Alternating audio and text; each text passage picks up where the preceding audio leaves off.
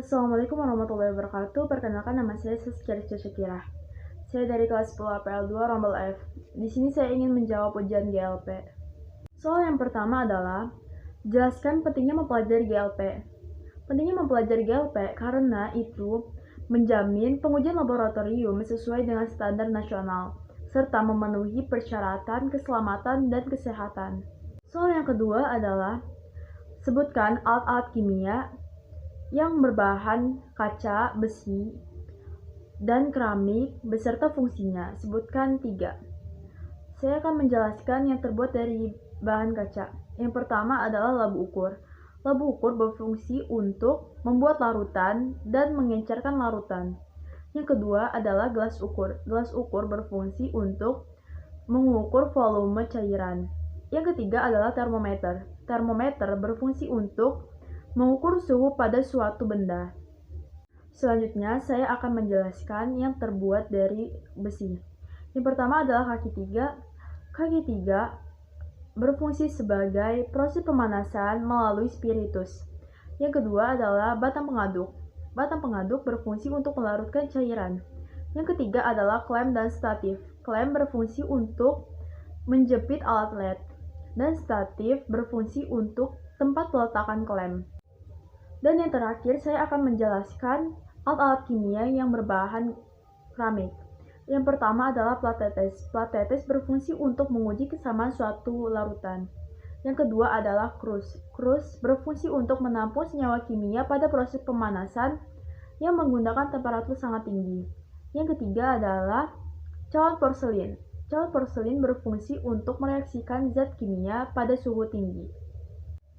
Soal ketiga adalah jelaskan prosedur menimbang zat menggunakan neraca analitik dengan baik dan benar. Yang pertama adalah mempersiapkan alat untuk menimbang dengan baik. Yang kedua, membersihkan neraca sebelum neraca dihidupkan. Yang ketiga, mengecek water pass. Yang keempat, menyalakan neraca. Yang kelima, menimbang cawan arloji dengan posisi di tengah.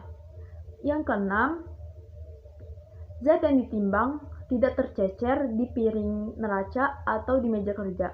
Yang ketujuh, jumlah zat yang ditimbang sesuai yang diharuskan. Yang kedelapan, menimbang dengan teliti. Yang kesembilan, mematikan neraca. Yang kesepuluh, membersihkan neraca setelah digunakan. Soal yang keempat adalah jelaskan prosedur melarutkan zat padat ke dalam labu ukur dengan baik dan benar. Yang pertama, labu ukur dicuci dan dibilas sebelum digunakan. Yang kedua, zat dituangkan ke dalam labu ukur dengan benar. Yang ketiga, corong gelas, batang pengaduk, dan kaca arloji dibilas sampai bersih. Yang keempat, melarutkan zat hingga larutan merata.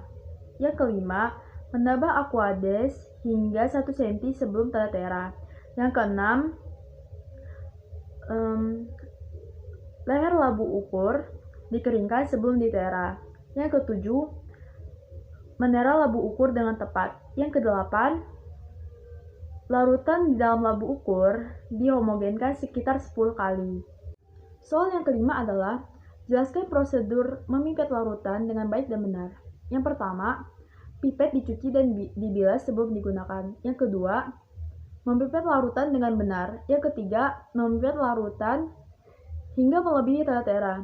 Yang ketiga, mengeringkan ujung pipet menggunakan kertas saring. Yang kelima, menera pipet dengan tepat. Yang keenam, memindahkan isi pipet ke wadah dengan benar.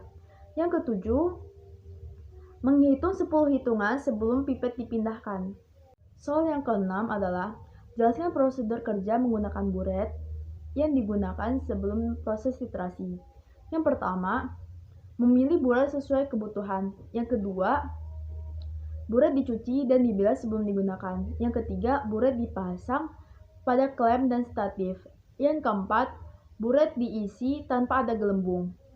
Yang kelima, buret dinolkan dengan tepat. Yang keenam, bagian atas ujung buret dikeringkan. Yang ketujuh, bagian ujung buret kering, tidak ada cairan menggantung. Sekian, terima kasih. Wassalamualaikum warahmatullahi wabarakatuh.